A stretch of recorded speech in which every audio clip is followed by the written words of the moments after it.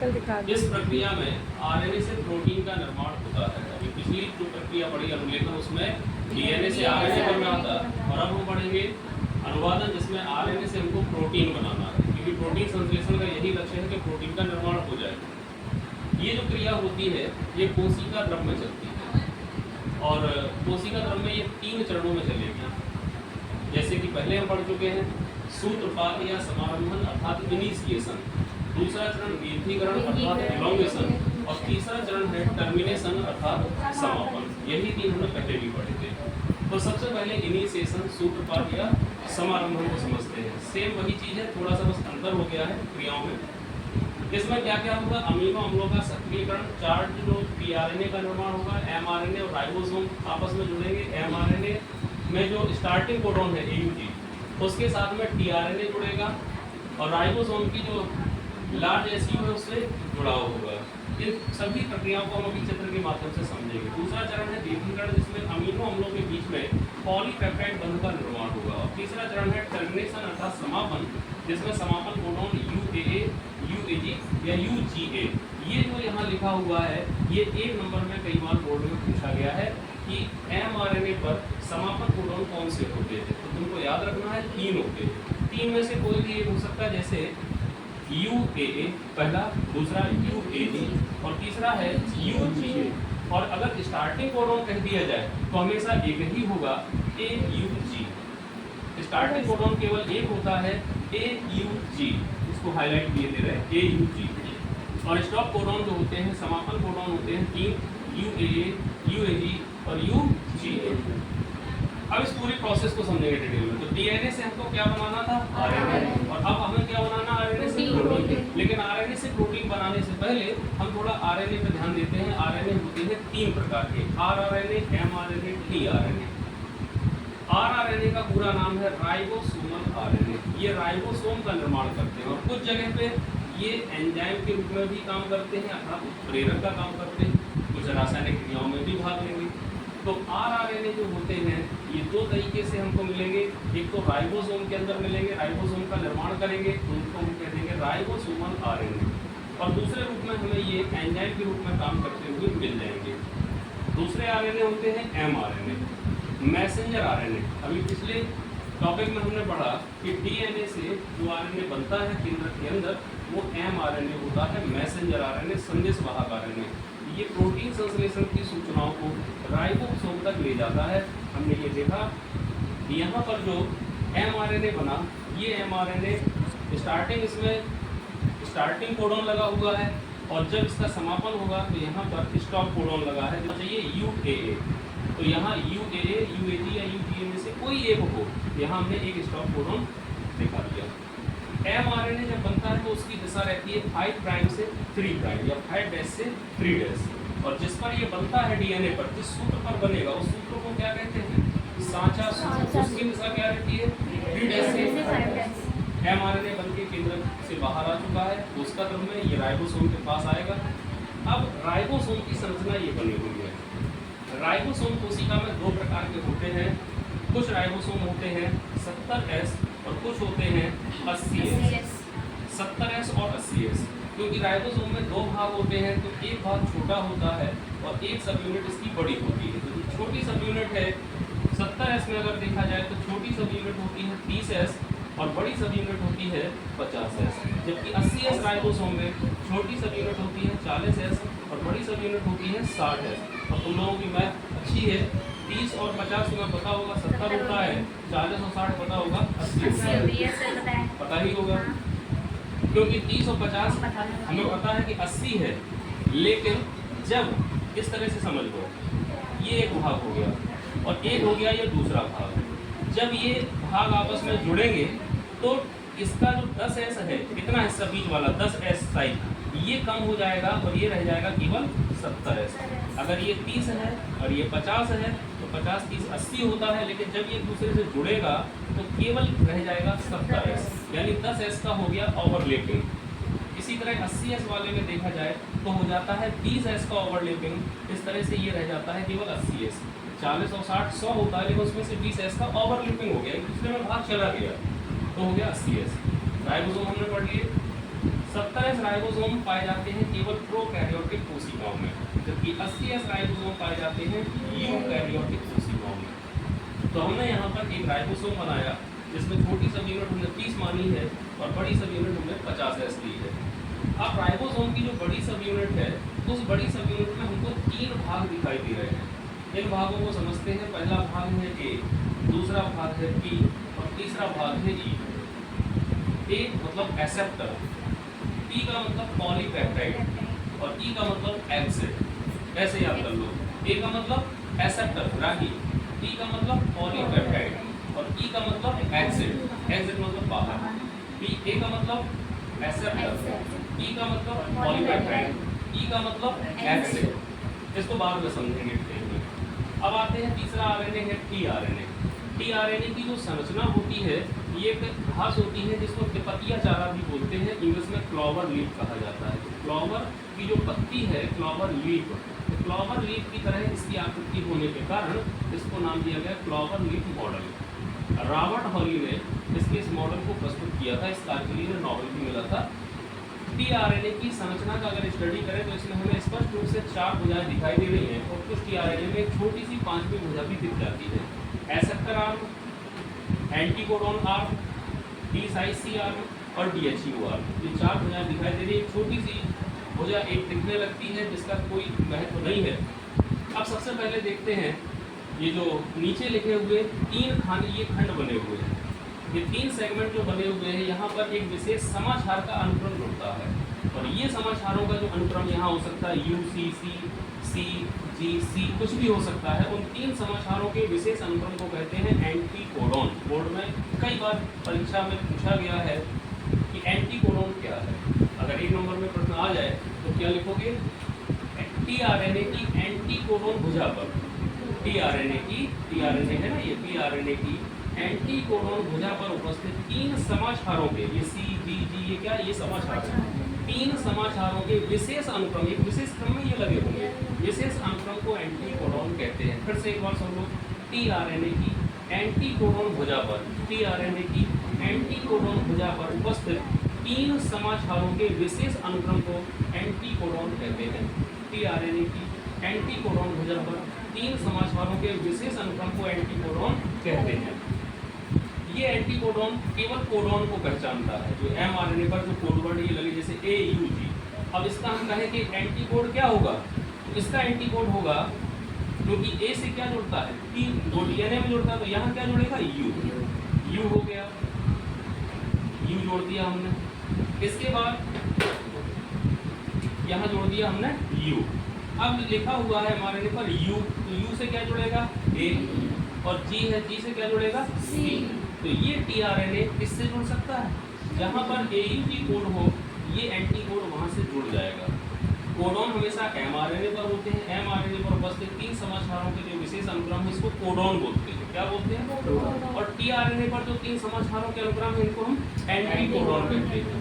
Anticodon कहाँ मिलेंगे और कोडॉन कहाँ मिलेंगे? ये सांकेतिक सूचनाएं होती है जो 3 समाचारों के अनुक्रम में लगे रहते हैं। ट्रिपल कोड कह सकते हैं इसको, 3 समाचारों का एक अनुक्रम होता है। अब चलते हैं कि ये टीआरएनए जो होता है, इसके साथ यहाँ हमको 2 सिरे भी दिखाई दे रहे हैं, एक 3' सिरा है और एक 5' सिरा है।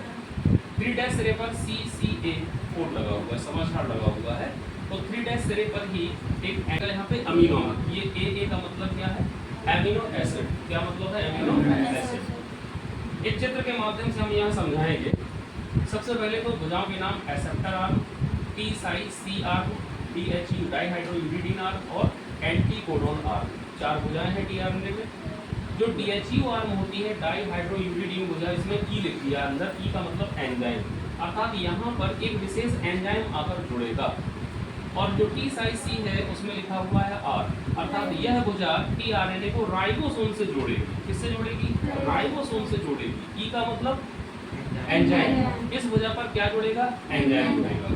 तो इसको समझने के लिए थोड़ा सा हम यहाँ चलते हैं। ऊपर दिखाई दे रहा होगा AA का मतलब है एमिनो एसिड। क्या लिखा हुआ, एमिनो एसिड। अभी शुरुआत में हमने तुम्हें बताया था कि अमीनो अम्लों का सक्रियकरण, कोशिका के अंदर जितने भी अमीनो अम्ल होते हैं ये निष्क्रिय अवस्था में पड़े रहते हैं।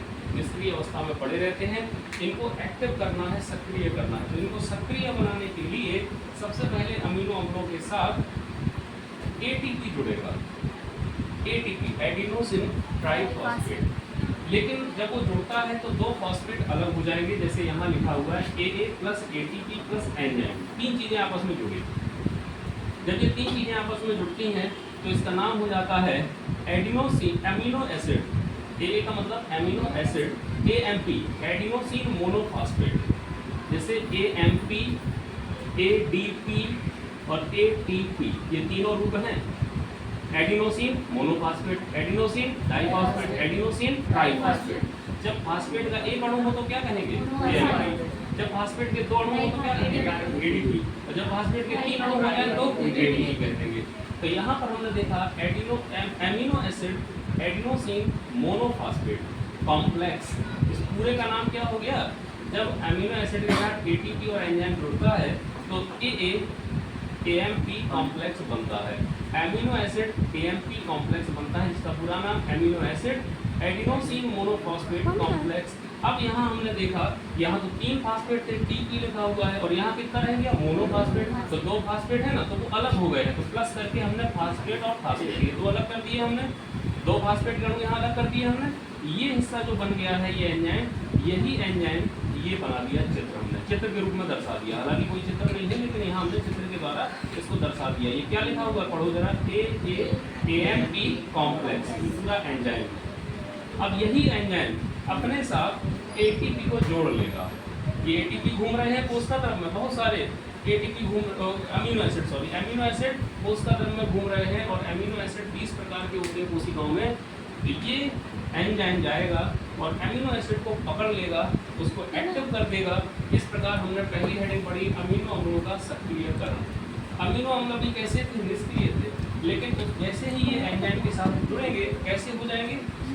सक्रिय हो जाएंगे, क्योंकि इस एंजाइम के साथ क्या जुड़ चुका है? ATP माने ऊर्जा। जब किसी चीज में ऊर्जा जुड़ेगी तो वो कैसा हो जाएगा? सक्रिय हो जाएगा।